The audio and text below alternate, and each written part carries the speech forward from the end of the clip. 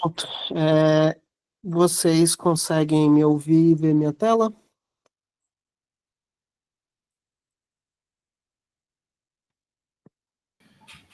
Sim,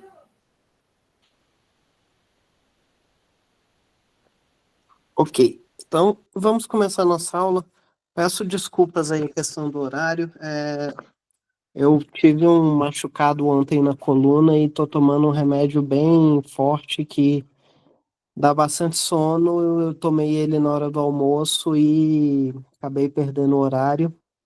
Eu já estava planejando hoje mesmo dar uma aula mais curta para vocês, então acho que a gente consegue dar nessa hora agora, entre as 5 e as 6. É, eu vou inverter um pouquinho o conteúdo, tá, do nosso material. É, era para a gente ver agora um material de leitura e escrita de arquivo, explicar para vocês serialização, módulo JSON, módulo Pickle. Mas a gente vê isso mais para frente um pouco. Essa ordem não importa muito, não. E aí depois a gente ia ver um pouco de comprehensions, list comprehensions, comprehensions de dicionário e um pouco de conteúdo de gerenciamento de memória. Essa parte, como precisa de mais prática, eu vou deixar para depois que eu tiver passado esse período de repouso que o médico recomendou. E hoje a gente vai ver padrões de projeto, que é um conteúdo mais teórico. Almir, eu tô bem. Eu só tô tendo que passar o dia inteiro sem sair da cama. Eu tô com um pouco de dificuldade de andar. Essa é a questão.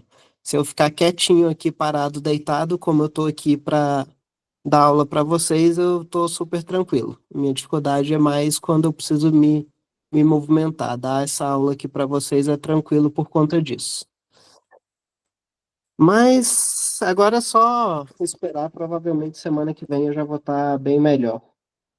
Então, como eu falei para vocês, a nossa aula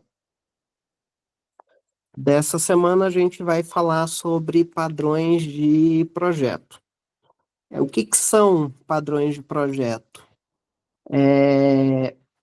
Padrões de projeto são meio que, em inglês chama design patterns, e são estruturas meio que convencionadas para resolver certos tipos de problema em programação, principalmente no contexto de orientação a objetos. Vocês vão ver que a grande maioria dos padrões que a gente vai ver aqui na aula, que eu vou mostrar para vocês, é, eles são voltados à orientação a objetos. São padrões de projetos que você faz utilizando classes e interações entre classes. Esse padrão de projeto, eu não vou pedir para vocês que vocês aprendam cada detalhe de cada um, mas eu vou passar, acho que vão ser 6 padrões de projeto, talvez 7 padrões de projetos na aula de hoje e na semana que vem. E esses que eu passar aqui no slide, que eu der um pouco mais de explicação, eu quero que vocês aprendam pelo menos o uso desse padrão de projeto e um pouco a identificar a cara deles. Aquilo meio que a gente fez com as relações entre classes, de identificar qual classe, qual relação é entre duas classes, eu talvez ponha alguma questãozinha na prova com esses padrões de projetos que eu vou passar em mais detalhes, tá? Então, eles são modelos ou guias que podem ser adaptados a necessidades específicas de um certo projeto. Então, você meio que tem um padrão, por isso chama padrões de projeto, de resolver certos tipos de problemas. Ele funciona meio como uma template, uma forma de resolver um tipo de problema. O que que é o legal desses padrões de projeto? Você usando eles facilita bastante a reusabilidade, porque seu código vai ter um padrão no seu código, então assim, é muito fácil de interpretar qual é a interface do seu código. Se tem uma palavra que vocês podem tirar desse módulo, a gente está falando bastante de interface. Quando a gente fala lá de,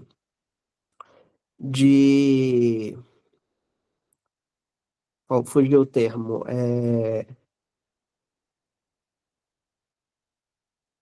polimorfismo, a gente estava falando de interface, e é essa questão do seu código estar bonitinho ali, organizadinho, de uma maneira a maneira que você interage com o seu código é uma maneira comum que, se outra pessoa for mexer no seu código, vai entender fácil o como que funciona essa interface do seu código, e o padrão de projetos traz isso para a gente de uma maneira bem fácil. O livro que eu passei para vocês, que é o do Dusty Phillips, eu passei no início do semestre, né? Eu passei a versão em inglês e uma tradução meia boca, mas na tradução, essa parte padrão de projetos dá para ler bem tranquilo. Ele traz lá a descrição detalhada de todos esses padrões, e é uma coisa para vocês terem mesmo até como uma referência no futuro.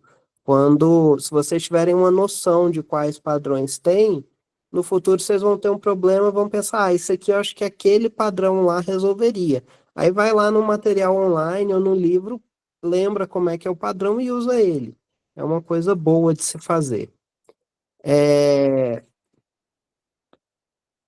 eles te fornecem uma maneira padronizada de abstrair detalhes complexos do seu código, gerando uma solução mais simples no final, e, como eu já falei, clareza e eficiência.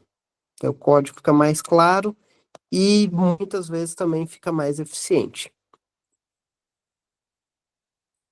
Então, aqui eu acho que isso tudo eu já falei, soluções eficientes, melhoria na comunicação. Então, assim, quando você está desenvolvendo com mais de uma pessoa, se você utilizar estruturas que todo mundo conhece, é muito mais fácil de todo mundo entender o que está acontecendo. Evita reinvenção, você não precisa ficar inventando soluções para problemas comuns que já existem solução. Eles promovem boas práticas de programação. Quando a gente segue o padrão de projeto, a gente é incentivado a seguir coisas como o Dry, e facilita manutenção e escalabilidade dos nossos códigos. E aí, o primeiro padrão que a gente vai ver é o padrão iterador, tá?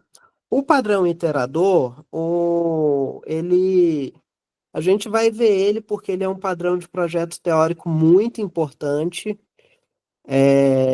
Mas no Python, o Python ele traz uma interface diferente para fazer iterador do que o padrão de projeto clássico do padrão iterador. Existe padrão iterador no Python, mas a forma dele é um pouquinho diferente do clássico. Eu só quero que vocês entendam a ideia geral do que ele faz e ver um pouquinho como é que ele seria implementado no Python com as especificidades do Python. O que é um iterador? Antes da gente entrar nesse conteúdo, deixa eu ver se ele vai falar aqui. O que é um iterador? Um iterador, ele é algo que permite percorrer elementos de uma sequência, tá? Isso é um iterador. Se vocês lembrarem lá do loop for, o loop for no Python, ele roda em algo iterável. O que é isso? É algo que te dá uma sequência de coisas. Então, quando você coloca lá for i in range, então você coloca lá for i in range 10. Esse cara aqui, o range 10, é uma função que retorna um iterador. É uma função que o Python ali dentro, ela vai criar um objeto iterador ali dentro, e aí você vai poder pedir para ela, o loop for vai pedir poder para ela elementos. Ele vai lá, cada vez que o for der o loop dele, ele vai rodar o código que está ali dentro dele e voltar no iterador e pedir mais um elemento. Vai, iterador, me dá o próximo. Me dá um. Aí ele vai dar o zero. Aí ele vai rodar o código dele, ali do loop for, vai voltar no iterador, vai pedir para o iterador, me dá mais um número. Aí vai dar um. Vai rodar o código, voltar no iterador, me dá mais um, vai dar o dois. E isso aqui é o iterador. E aí, dentro desse iterador, ele tem uma estrutura de código que usa o padrão iterador, que é o que gera essa sequência de elementos, tá? Isso sem expor os detalhes de acesso a cada item. Você não precisa saber como, o que está ali dentro daquela sequência. Você não precisa saber se você está usando o range que está gerando os elementos agora, se você está iterando no array do NumPy, como que o NumPy guarda isso na memória. Você não precisa saber se é um dicionário, se você está acessando chave ou valor. O iterador gera isso, cuida disso para a gente. E essa é a ideia do iterador. Ele encapsula a lógica de interação e dá essa interface padrão para percorrer elementos de diferentes tipos de sequências ou coleções. Tranquilo? Deu para entender essa ideia do iterador, do que é o iterador?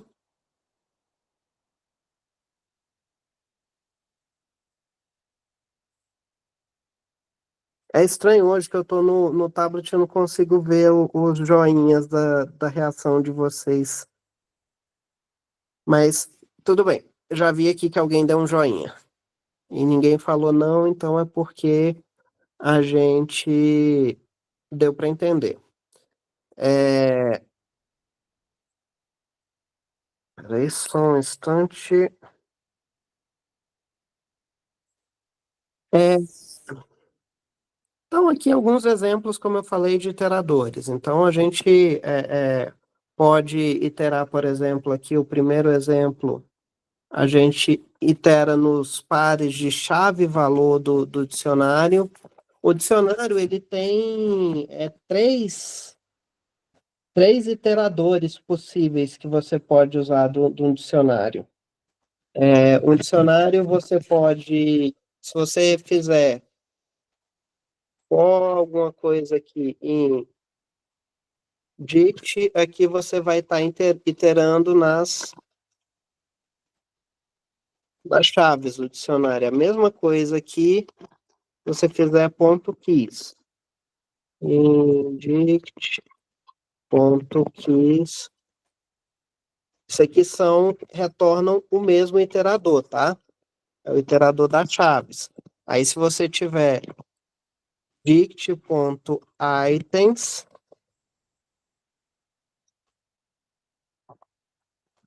você itera na chave mais o valor, que é o que ele fez aqui, ó. País, cidade. E se você fizer dict.values, você itera nos valores.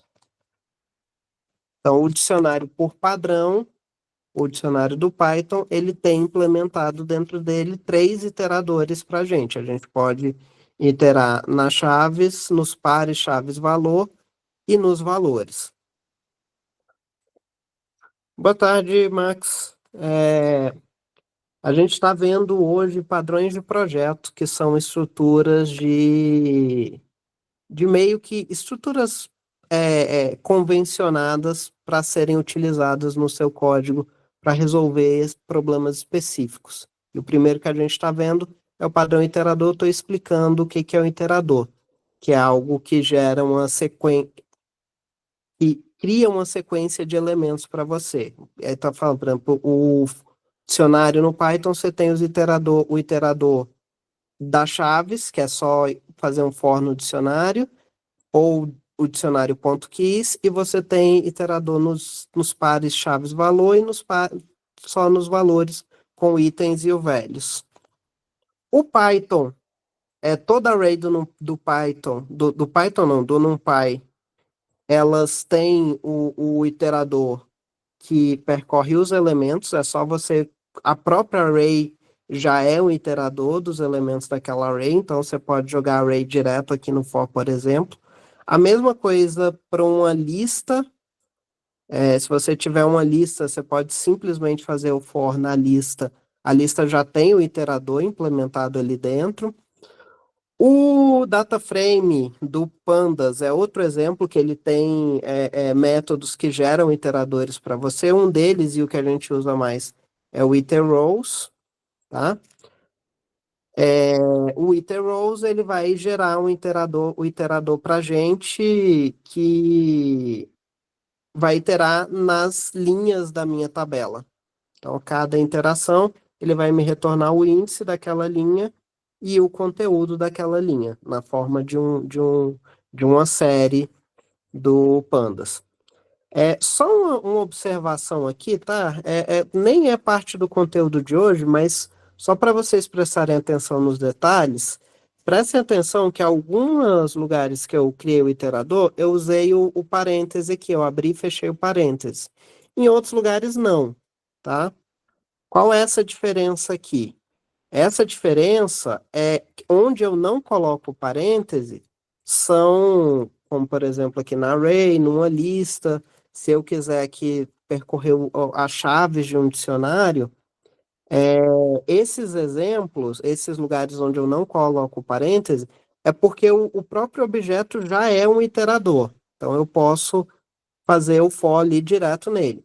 Existem outros objetos que ou o iterador padrão dele não é o que eu quero, que é o caso aqui do dicionário, por exemplo, eu posso querer percorrer os valores, mas o dicionário ele é o iterador das chaves.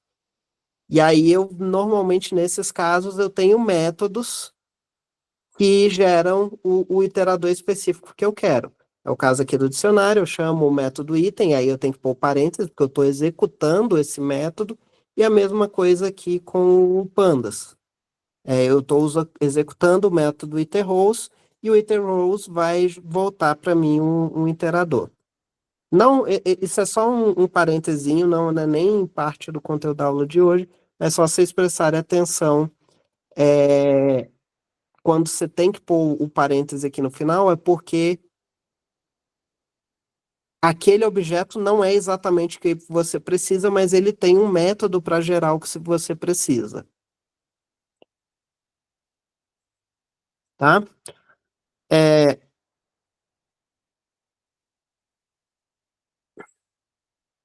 E aqui eu vou dar uma passada bem rapidinha como que cria iteradores no Python. Aqui é mais para questão de curiosidade mesmo.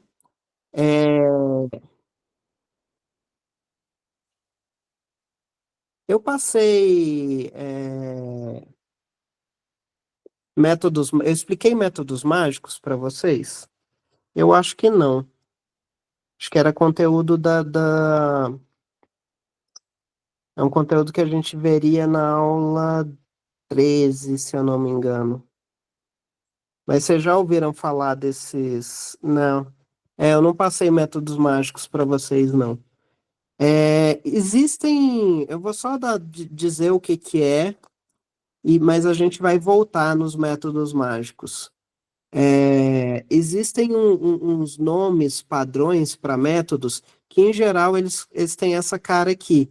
Eles têm dois underscore no início e dois underscores no final. Vocês conhecem um deles já. Qual é o método que vocês conhecem que tem esses dois underscores no início e no final? O init. O init. O init é um método mágico. O init, ele define um comportamento da nossa classe. Qual é o comportamento da nossa classe que o init define? Ele define o que que a nossa classe vai fazer quando um objeto... Peraí, deixa eu refrasear isso. Ele define o que os objetos daquela classe vão fazer quando eles são criados, tá? Então, esses métodos mágicos definem comportamentos padrão dos nossos objetos. Que comportamentos podem ser esses? Inúmeros. Você tem método mágico para definir o que acontece quando você faz algo objeto, ponto, uma chave. Existe um método mágico para isso.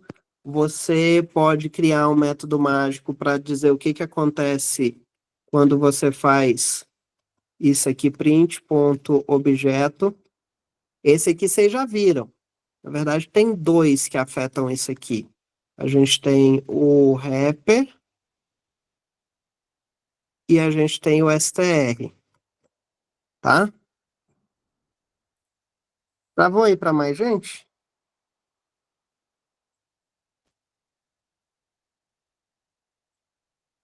Tá, então deve ter sido a internet do Max. Tá? E os objetos, os métodos mágicos, eles definem esses comportamentos. Então, o STR vocês já viram também, eu já mostrei em alguns momentos o STR. Existem inúmeros outros. Existe método mágico para quando você faz objeto mais objeto. Você tem como definir um método mágico para definir esse padrão, esse operador soma para o seu objeto específico. E isso tudo é feito através desses métodos mágicos, tá? E o padrão iterador, no caso específico do Python, é criado com esses dois métodos mágicos aqui. É o método mágico iter e o método mágico next. E a exceção stop iteration. Então, esses aqui são os três elementos que você cria um iterador dentro do seu objeto.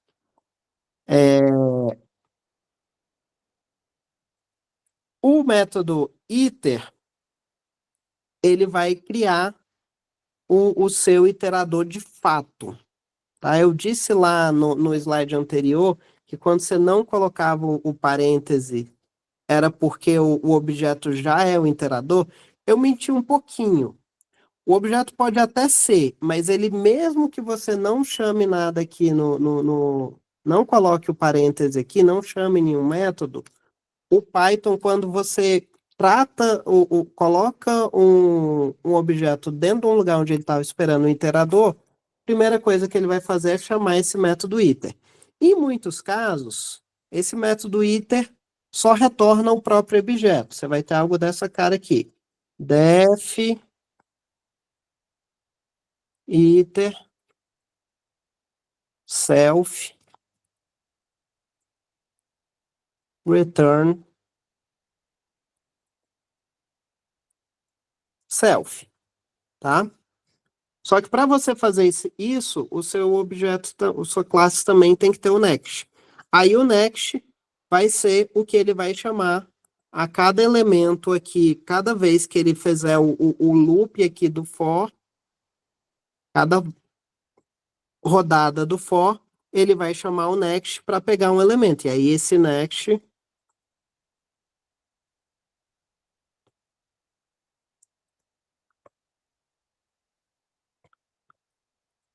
você vai ter um código aqui dentro e no final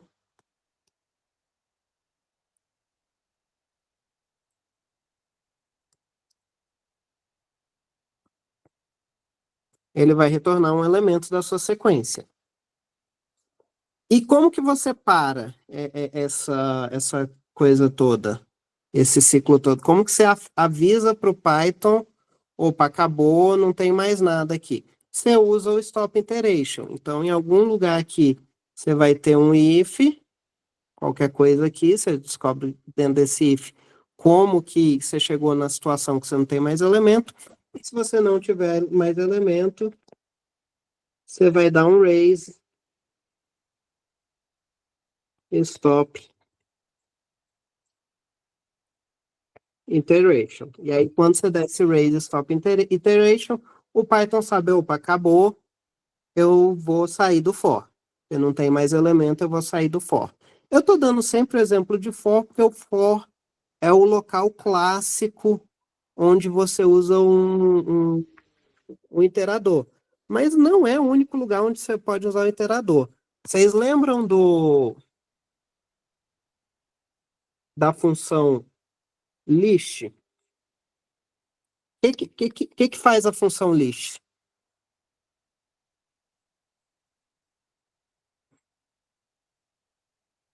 E aí, que vocês lembram que a função list faz?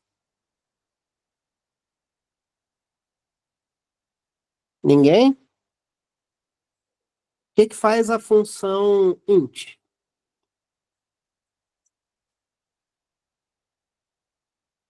Deixa eu ver se eu estou no final do chat mesmo, vocês estão. A int transforma um valor em um inteiro. Beleza. A list faz a mesma coisa. Transforma alguma coisa que pode ser transformada em list em list. O que podem ser transformados em lists? Coisas que têm iterador. Tá?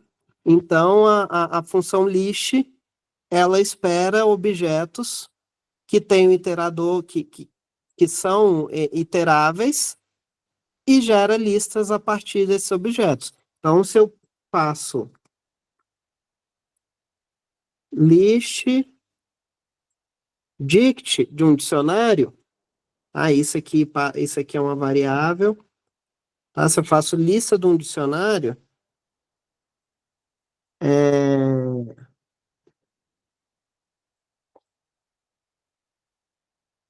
ele vai criar uma lista com as chaves do dicionário, porque esse é o iterador padrão do dicionário. Se eu faço dict.items, ele vai criar uma lista dos pares. Cada posição na lista vai ser uma tupla com a chave daquela posição e o valor daquela posição. Aí, no caso, o items, eu tenho que pôr o parentezinho aqui. O items é um método. Então, exemplo de um iterador, eu criei uma classe aqui, contador. A minha classe contador, eu inicializo ela com um valor baixo e um valor alto. Esses valores aqui são inteiros.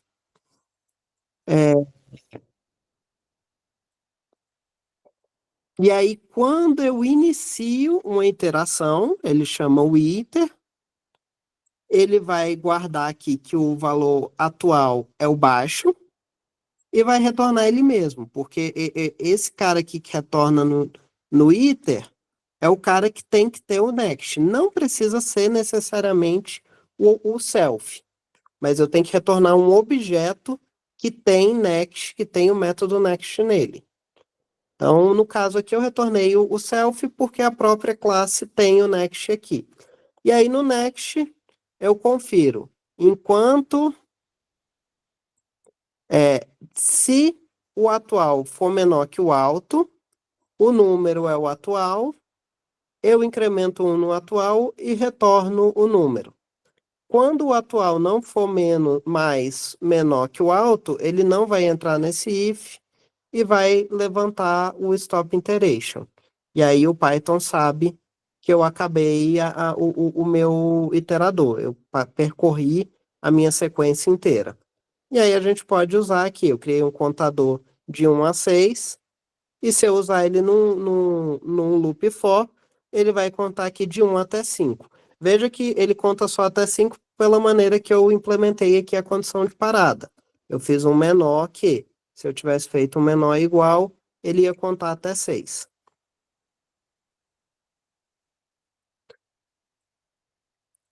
Beleza? Deu para alguma dúvida aqui de como o iterador é implementado no Python?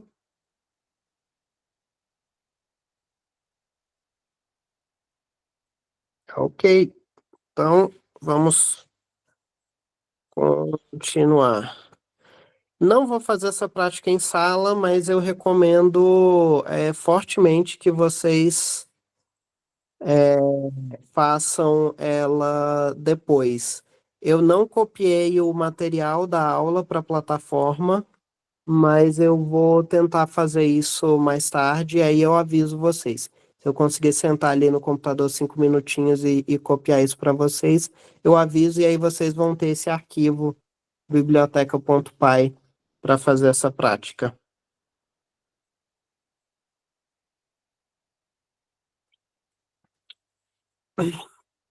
Um outro padrão que a gente usa bastante é o padrão decorador.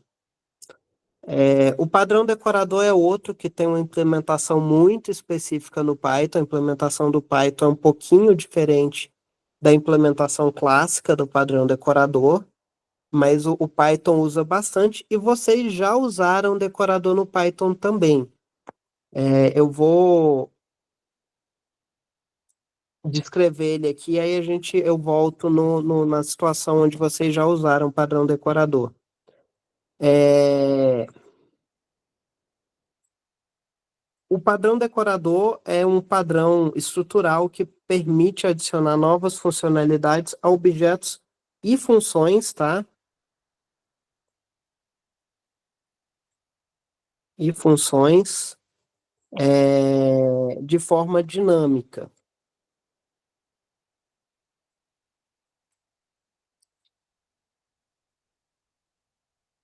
Ele é uma alternativa a criar subclasses para estender funcionalidade. Em vez de modificar o objeto ou classe original, o padrão decorador permite a criação de uma nova classe que embrulha o objeto original, dando novas funcionalidades, tá? É, Esse embrulho é feito em tempo de execução, o que torna a abordagem mais flexível. Então, é meio que você está criando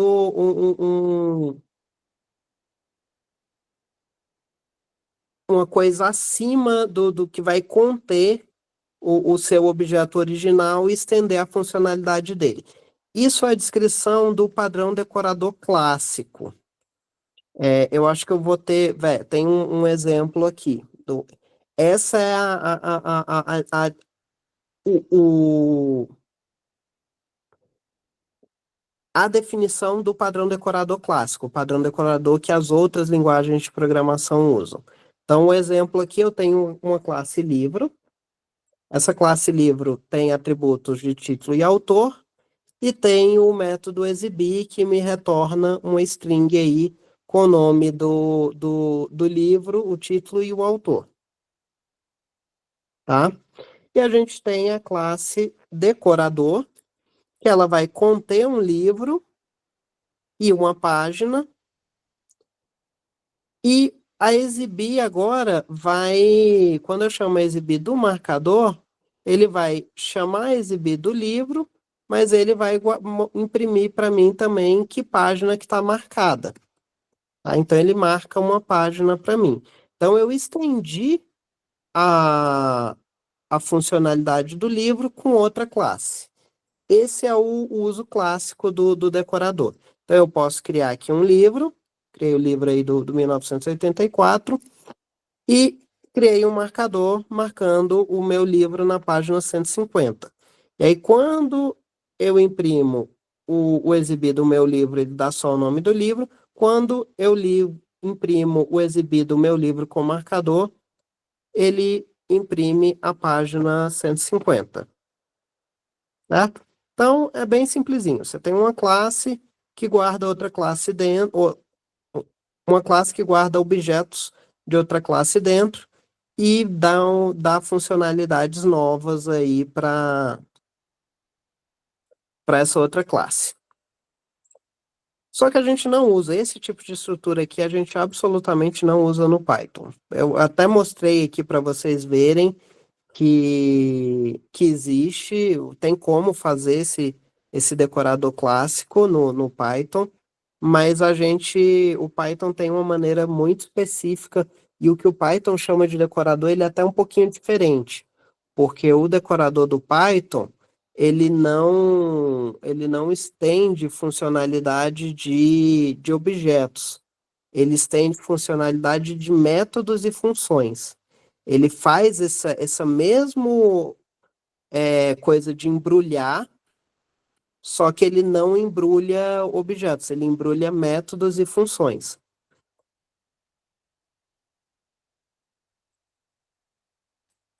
Tá aqui é um dos problemas dessa estrutura.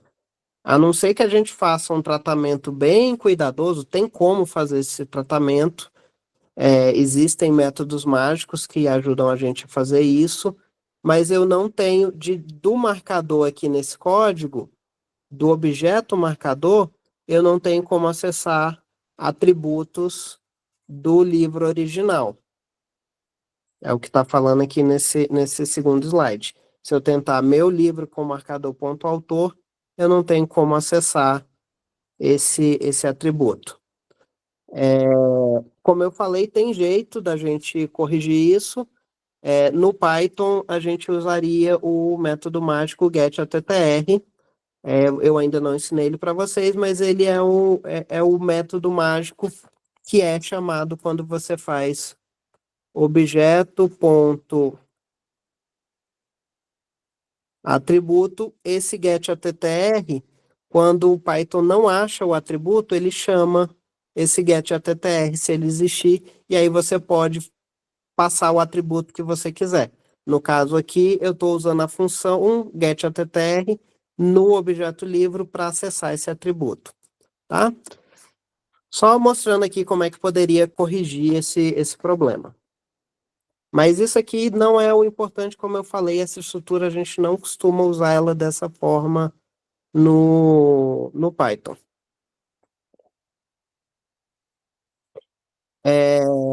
O Python ele tem os decoradores dele nativamente, mas como eu falei, no lugar dele encapsular objetos e classes, ele encapsula métodos e funções.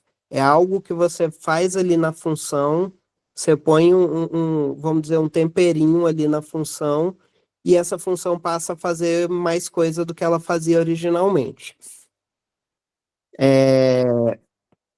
E é muito, muito utilizado o decorador em Python. É uma coisa muito comum utilizar o decorador em Python.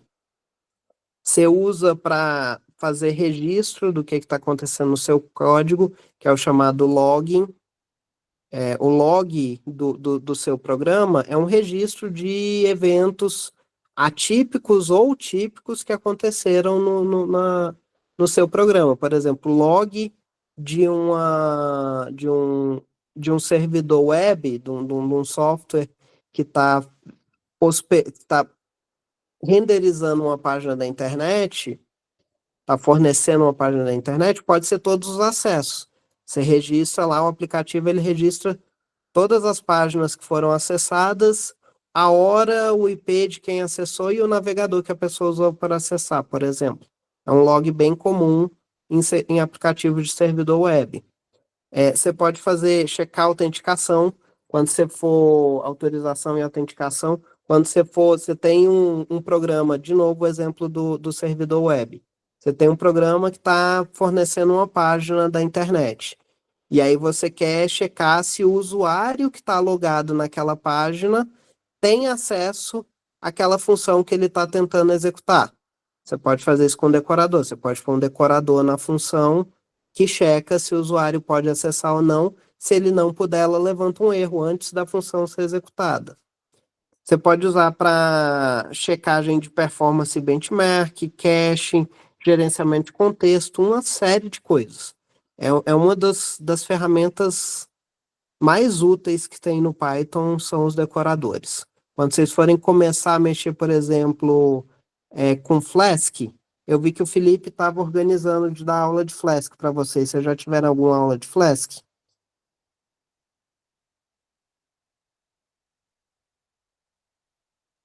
Ainda não? Mas eventualmente vocês vão ter.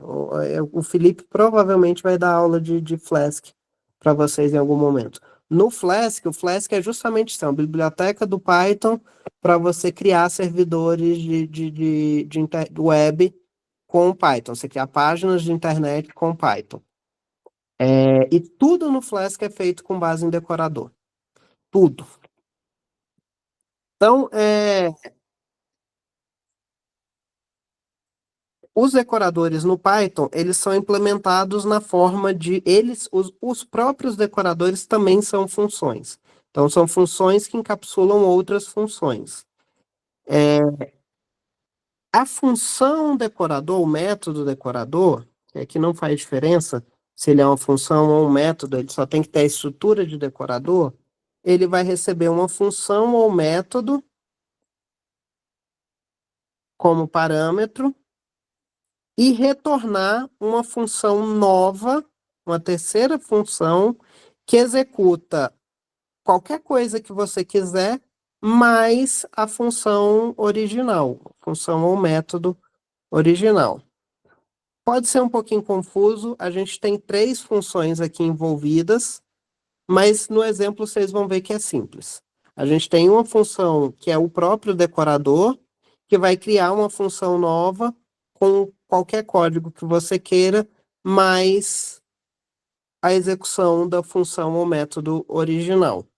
E aí, nesse qualquer coisa que você queira, é o pulo do gato do decorador, porque você pode executar coisas antes da função e depois da função, toda vez que aquela função for chamada. Quando você marca uma função com o decorador, toda vez que aquela função for chamada, o código extra do decorador vai ser executado também, antes e ou depois. Você pode escolher se você quer executar coisa antes ou coisa depois.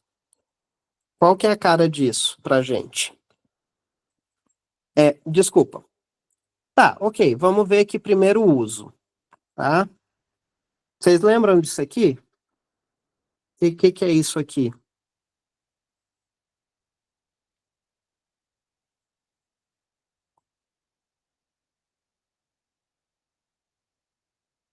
E aí, alguém lembra do que eu estou mostrando aqui nesse exemplo? O que eu estou fazendo aqui? O que é esse arroba property e esse arroba nome.setter?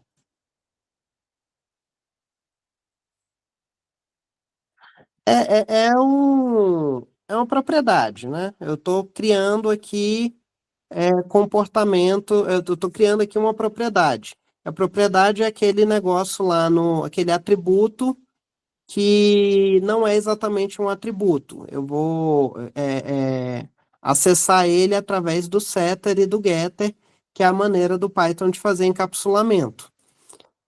Esses caras aqui são decoradores, são usos de decorador. Quando eu ponho arroba property aqui, eu estou avisando, eu estou decorando no Python que quando esse método nome aqui for chamado, você vai fazer uma coisa diferente do que o seu comportamento padrão. O que ele faz aqui nesse caso específico com arroba property é um pouquinho de magia negra. Eu não vou entrar em detalhe, que ele rouba um pouquinho, ele funciona, ele faz uma execução um pouquinho diferente do que o que a gente está acostumado, mas ele faz isso para marcar que esse atributo, esse método aqui não é exatamente um método, ele é outra coisa, e quando for fazer a execução dele, derrubei minha caneta no chão. Pronto, peguei. Quando for executar ele, você vai ter outro comportamento. E aí esse decorador property que impõe esse outro comportamento nesse método. Mesma coisa aqui no setter. Tá? Como eu falei, esse exemplo de propriedade tem um pouco mais de magia negra aqui.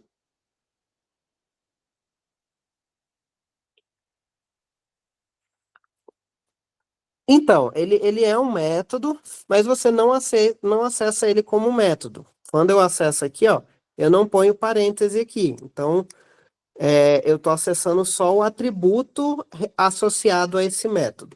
E aí, como eu falei, o Python, nesse caso específico, o Python faz um pouco mais de magia negra com decorador do que o que vocês vão ver de implementação de decorador.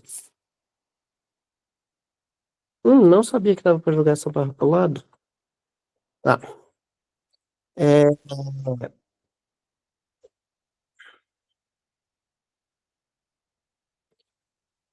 isso aqui é o que vocês podem implementar de decorador. Seria o decorador mais comum, diferente lá do property. É como você implementa um decorador em Python. Lembra que eu falei que a gente tem três funções? Voltando aqui, ó. A gente tem a função ou método decorador, e aí ele vai receber uma função ou método original e retornar uma função que executa o método original e qualquer funcionalidade extra. Então você tem três funções. Você tem a função decorador, a função original e a função de execução. Vamos achar as três aqui nessa implementação, tá? Fácil. A função original é a, a que eu coloco o decorador aqui, ó. Eu coloquei arroba decorador com argumentos.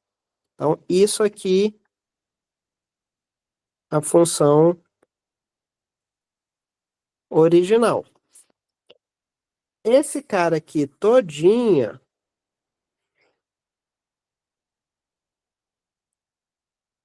é a função decorador. E esse cara aqui dentro, ela fica dentro mesmo do... Ela sempre tem que estar dentro da função decorador. Esse cara aqui é a função de execução. E o que o Python faz aqui?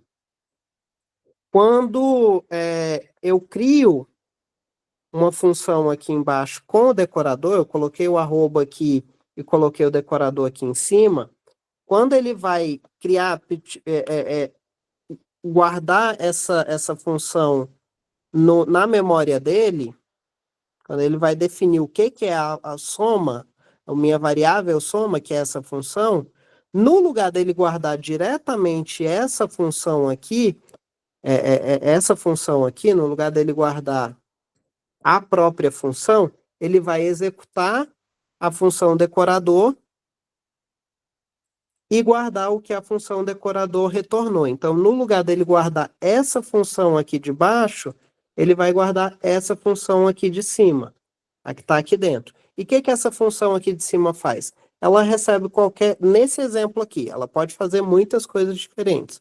Mas no meu caso aqui, ela recebe argumentos e argumentos de argumentos posicionais e argumentos de palavra-chave, recebe eles, imprime um texto na tela antes de executar a função, executa a própria função passando os argumentos que ela recebeu, guarda o resultado, imprime uma mensagem na tela com o resultado e retorna o resultado. Qual foi a funcionalidade extra que eu coloquei aqui? Imprimir mensagem antes e depois da execução da função original. Tá? Então, você pode ver aqui embaixo, quando eu faço print do soma 2, 3, ele vai executar o primeiro print da wrapper, vai executar a função não imprime nada na tela, vai imprimir o segundo print da wrapper e, por último, vai executar o print do resultado. E essa é a implementação de como funciona decorador no Python. É simplesmente você está pegando a sua função e pondo uma outra função por cima dela, embrulhando ela com a outra função que faz mais coisa. E essa outra função, que no caso aqui nosso é a wrapper, ela tem essa tarefa de passar os argumentos que ela recebeu para a função de dentro. Eu posso, inclusive, modificar esses argumentos se eu quiser. Por exemplo, eu quero fazer um decorador que cheque a validade dos argumentos. eu posso criar um decorador que faça isso, que cheque os tipos. O Python ele tem ferramentas para você acessar os dados de tipagem de uma função. Você poderia criar um decorador que vai lá nesses dados de tipagem, vê qual é o tipo para cada argumento e cria um decorador que garante que os tipos vão estar certos. Se os tipos não tiverem certo, ele levanta um erro qualquer lá, dá um value error, um type error, seja o que for. No caso de tipo, seria um type error. E essa é a mágica aí do decorador, porque você pode executar qualquer código arbitrário antes ou depois da execução da função de forma totalmente transparente. Na maioria das bibliotecas, você nem vê esse cara aqui, esse decorador. Você só põe o arrobazinho e o nome do decorador e o Python cuida dessa parte por trás tudo. Deixa eu ver se tem mais coisa aqui de decorador. Tranquilo? Deu para entender como é que funciona o decorador no Python?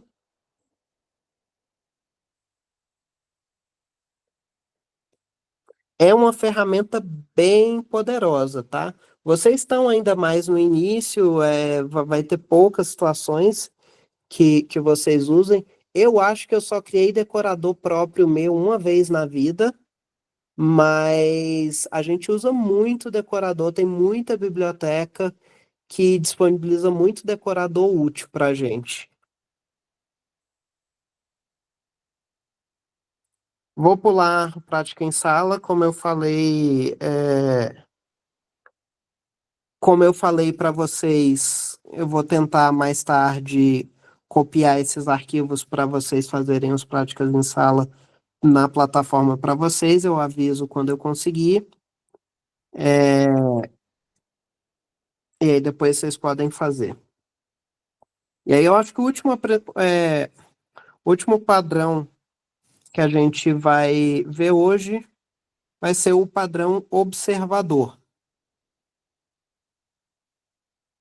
O que é o padrão observador? Ele é um modelo de design para situações que você precisa monitorar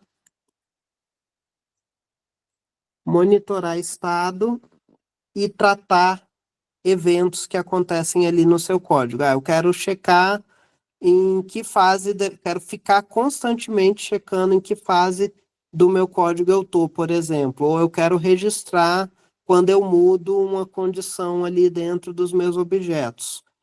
E para isso serve o padrão observador. Ele é uma relação um para muitos entre objetos, onde você tem um objeto central, que ele normalmente é chamado de sujeito, e ele notifica os objetos observadores sobre qualquer mudança em seu estado, tá? É meio que um padrão de comunicação ali entre objetos. É eficiente, é muito útil quando você tem um objeto central que precisa ser monitorado e várias ações precisam ser desencadeadas. Por exemplo, você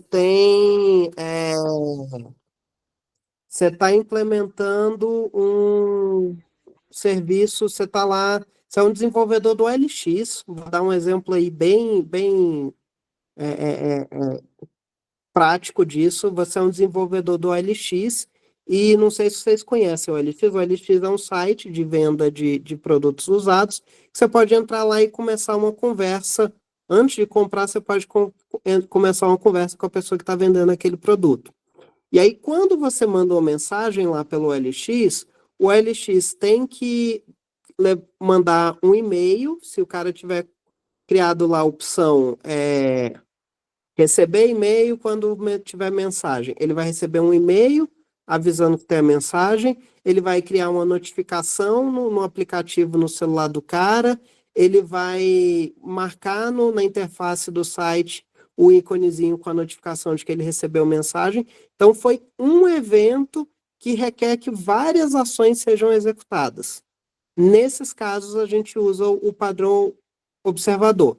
O cara central aí nesse exemplo, o objeto central, é o sistema de mensagens, é o registro das mensagens, seja lá qual for o objeto que recebe as mensagens. E os observadores são todos os caras que fazem todas essas ações diferentes. É o objeto que manda o e-mail, o objeto que registra essa mensagem no banco de dados, o objeto que manda a notificação no celular, o objeto que muda a interface do site para marcar que tem mensagem. E esse tipo de estrutura você faz com o padrão observador.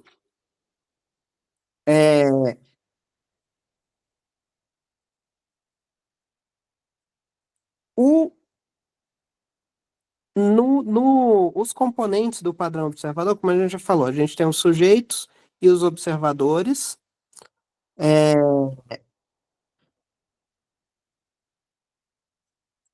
O sujeito é o central.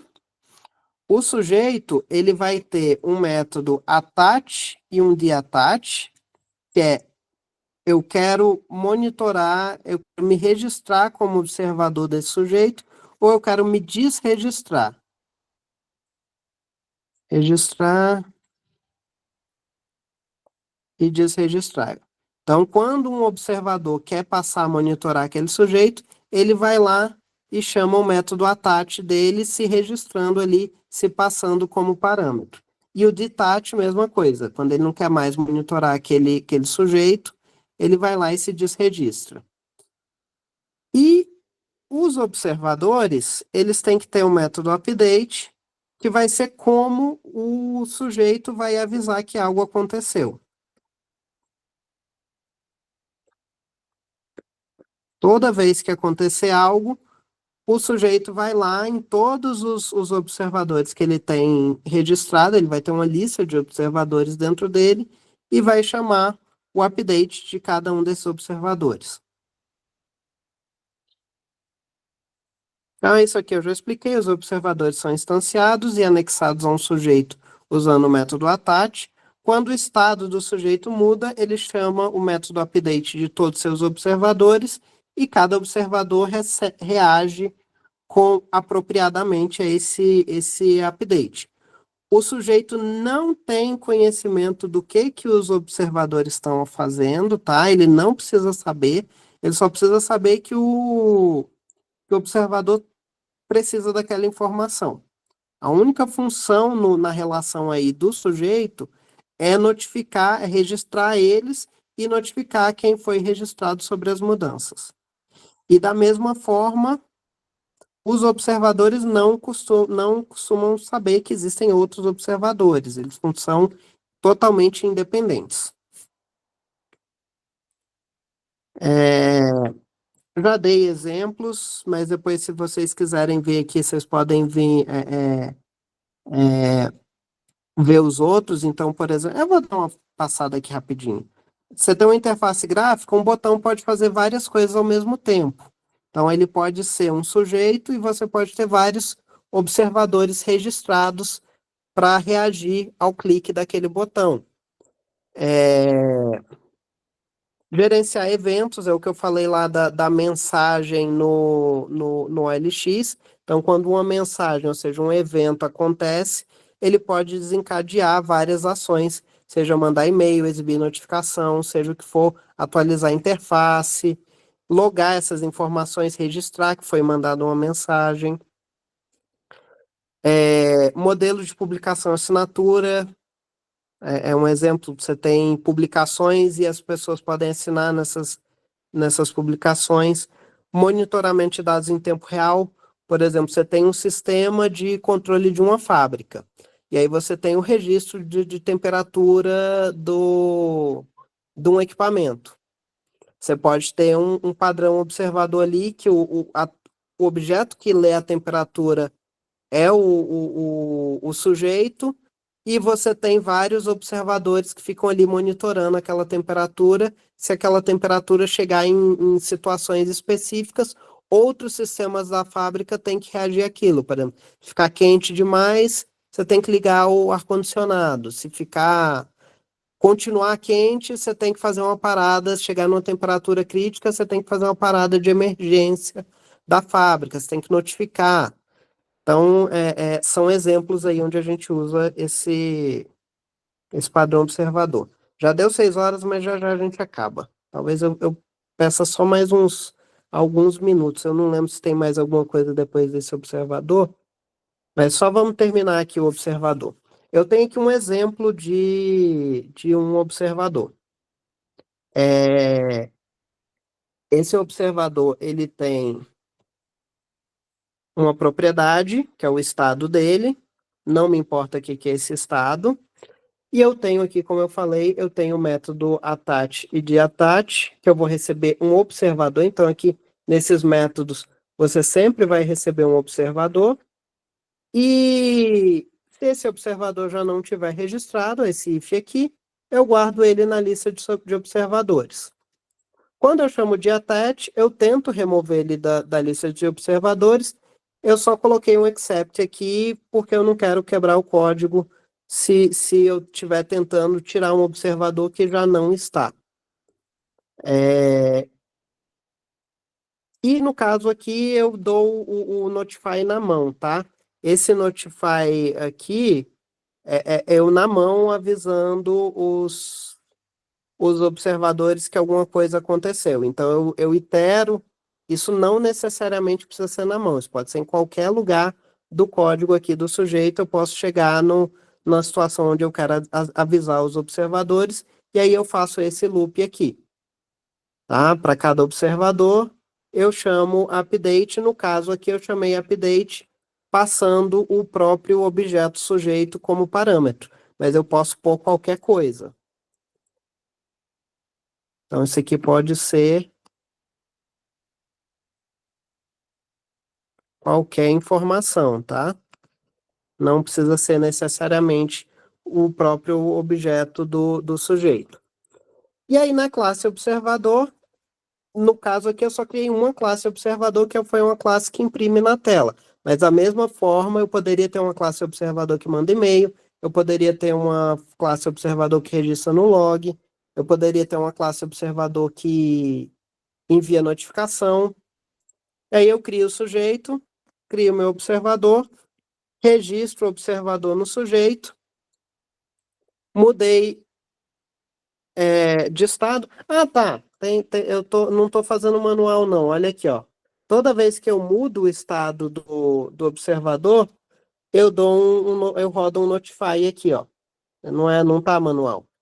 Então, quando eu coloquei aqui o estado do sujeito é estado 1, ele imprimiu na tela. Observa, o estado do sujeito mudou para estado 1. Quando eu mudei para o estado 2, ele imprimiu na tela. Observa, o estado do sujeito mudou para o estado 2. Aí eu dei um detach no observador, mudei o estado de novo, ele não imprimiu nada na tela, porque esse observador não está mais observando esse sujeito. Alguma dúvida do padrão observador?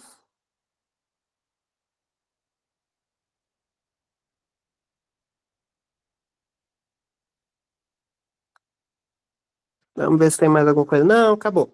Então, pessoal, é isso. Esses são os 3 primeiros padrões de projeto. A aula que vem eu vou trazer mais alguns. Não acho que eu vou cobrar de vocês na prova que vocês implementem esses padrões de projeto, mas eu quero que vocês consigam identificar, principalmente não, esses que eu estou dando uma explicação mais longa em aula, porque se vocês entrarem lá no livro, o livro eu acho que ele traz mais de 20 padrões. Mas pelo menos esses que eu estou trazendo em aula, é importante vocês aprenderem a identificar eles, a ver qual que é a definição deles, e se eu der um exemplo de código que esteja claro qual é o padrão, vocês consigam observar, consigam identificar que padrão que foi usado. Tá? Boa noite aí para vocês, bom fim de semana. Assim que eu conseguir, eu subo o vídeo da aula de hoje e copio para vocês na plataforma os arquivos dos 2 slides de prática em sala. Até mais, pessoal. Oi, professor, obrigado pela aula e melhoras para o senhor.